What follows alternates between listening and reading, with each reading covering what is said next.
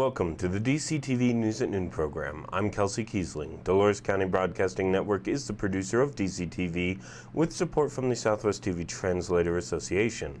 If you have a news topic or event you'd like to see covered, give us a call. The studio number is 970-677-4119.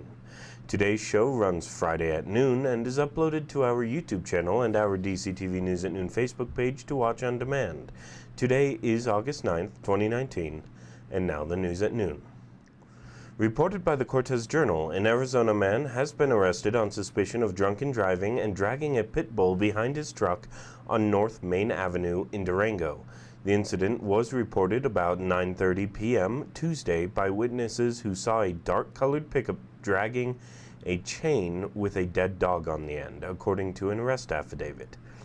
One witness said he was driving behind the truck on Main Avenue near 33rd Street when he noticed something dragging behind the vehicle and then realized it was a dog, according to law enforcement. The witness said he got the truck to stop near 29th Street, and when he told the driver he was dragging his dog and it was dead, the man behind the wheel said, "I know," according to arresting documents. The driver was identified as Nathan Begay, age 41. Begay was arrested on suspicion of aggravated cruelty to animals, a Class 6 felony, and misdemeanor driving under the influence. Begay was driving on a revoked license out of Arizona. Police found empty beer cans in the bed of his truck, according to an arrest affidavit. It was not immediately known if the dog belonged to Begay. The dog had injuries to its paws and face. Begay is scheduled to appear Friday for an advisement hearing in La Plata County Court. From the Cortez Journal, a westbound insulation company truck overturned Thursday on U.S. Highway 160 after being passed by another vehicle. The driver and passenger of the truck were unharmed. "We're more shaken than anything," said the driver, Michael Shinsky, a foreman with May Insulation Incorporated. A little after 10 a.m., the truck was westbound along U.S. Highway 160 between Cortez and Mesa Verde National Park, Shinsky said. He noticed a vehicle driving closely behind him around mile marker 44. It then passed him. After passing the truck, though, the car braked and Shinsky swerved off the road, tipped onto its side, and the car then drove off, he said. Shinsky and passenger Troy Claw climbed out of the truck and were evaluated by emergency medical services. According to the Cortez Journal, with a photo by Tony Hake, in the fall of 2015, Tavis Rogers told his son, Nathan, that if he kept his grades up, he'd take him on his first mule deer hunt. Nathan held up his end of the deal, and on Halloween, the pair left their home outside of Steamboat Springs, heading to a stretch of Bureau of Land Management land in the northwestern part of the state. They had no luck that morning, merely spooking a few deer. There were a lot of hunters out, recalled Rogers, an experienced big game rifle and bow hunter, so they set off in search of a better spot. After glimpsing a few does alongside a state highway, they pulled over and checked their map. The parcel was marked as state land. No signs indicated it was off limits, and Rogers said he'd seen hunters in the area before. Nathan killed a beautiful deer with one shot, said Rogers, an independent engineer who works primarily with mining groups. Then, he recalled, it all became a nightmare. Rogers and his son were stopped by a Colorado Parks and Wildlife game warden who wrote them a ticket and confiscated the deer. They had unintentionally wandered onto a chunk of Colorado State Trust land. This land belongs to Colorado citizens, but it is not public in the way most people tend to think of public land. It occupies some middle ground between public and private, particularly in Colorado. Rogers found this out the hard way. He was charged with trespassing and illegal possession of a deer and fined $1,500. He spent more than $5,000 in legal fees, he said, on a lawyer he described as useless. Elsewhere, Rogers might not have been in trouble. In Wyoming, a valid state hunting permit, which his son had, applies to trust land as well. But when it comes to public access to state trust land, Colorado is an outlier. The state land in question is considered private, hence the trespassing charge. And now, let's take a look at the weather. For our DCTV 5-day forecast, we are starting off the weekend with a high near 83 and a low around 58. Thunderstorms are possible Saturday in our area.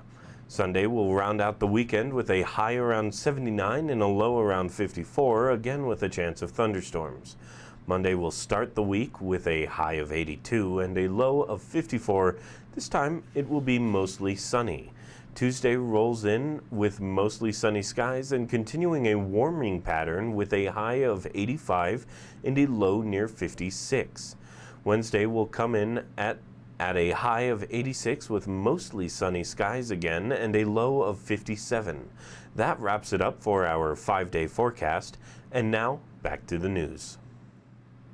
From the Cortez Journal, assisted by the Cortez Fire Department, the Children's Kiva Montessori School officially hung up its flag at noon August 2nd. School officials said it was a monumental moment for the charter, which has dealt with problems in the past year, including falling enrollment, financial shortfalls, and asbestos abatement. It may seem like a small detail to have a functional flagpole at a public school, but details matter, Jeff Pope, Kiva's interim head of school, said in a statement. This will be the 6th year of operation for the charter school. Low enrollment has led to financial difficulties since state funding is largely determined by per-pupil enrollment. On top of enrollment issues, asbestos was discovered last fall at the school's 601 North Mildred Road location, leading to renovations and relocation of classes. The school had been on notice from Montezuma Cortez School District RE1, which had concerns over the Montessori school's financial stability, academic performance, and state of the facilities. The district set some conditions for Kiva to meet in order for the school to retain its charter. It was supposed to show open enrollment requests for at least 98 students, in addition to demonstrating financial stability and a certificate of occupancy for the Mildred Road location. The school failed to meet the February deadline, but the RE1 school board decided to extend the deadline through the end of the school year, and the charter did meet this one. Now, enrollment stands at 97 students. It must maintain its enrollment of 95 students through October, which is when the enrollment count is officially solidified for funding purposes, Pope said. The Cortez Journal says the Montezuma Cortez School District RE1 is rolling out security upgrades for the coming school year. The upgrades come after the district applied for and received 2 state grants totaling about $440,000. Earlier this year, the district applied for and received the School Access for Emergency Response and the School Security Disbursement grants. One of the changes is the Raptor Visitor Management School Security System that will be put in place at all campuses. Through the Raptor system, visitors will have to submit their driver's license at the front desk, which will then perform a sort of background check, screening for sex offenders and notifying staff of child custody violations. So far, there have not been any instances of someone entering a school without the knowledge of school staff, Hawkins said. More details will be shared at Back to School Night. From the Cortez Journal, Durango resident Jim Eaton lost 140 pounds in 10 months. His secret? Backstroke swimming and eating vegetables from the free Mana Market produce stand at Durango's Soup Kitchen. 3 food-centric nonprofits, the Garden Project of Southwest Colorado, the Good Food Collective, and Mana Soup Kitchen, are working this summer to provide fresh produce to more people, including those who are unable to drive to Mana Market, said Ann Morse, executive director of Mana. To ensure transportation is not a barrier to eating well, the nonprofits are working to deliver weekly food boxes to clients of the Durango La Plata Senior Center, Women's Resource Center, Roberta Shirley Head Start Center, and Pediatric Associates of Durango, said Brooke Fraser, Mana Garden and Food Security Programs Manager for the Garden Project. The nonprofits are also distributing food at a secret location for immigrants, she said. A 2-year grant from the Colorado Health Foundation is funding the effort. The fresh food produced by local farms is expected to improve residents' health by decreasing their reliance on calorie-dense foods and non-perishable items, which can increase their risk for heart disease and other chronic diseases, she said. Thanks for tuning in. News at Noon now airs at noon Monday through Friday and then is available on demand online on our YouTube channel and posted on our DCTV News at Noon Facebook page. We ask that you please like us there and share it with a friend. This has been a production of DCTV for the News at Noon program out of Dove Creek, USA. I'm Kelsey Kiesling. Thanks for watching.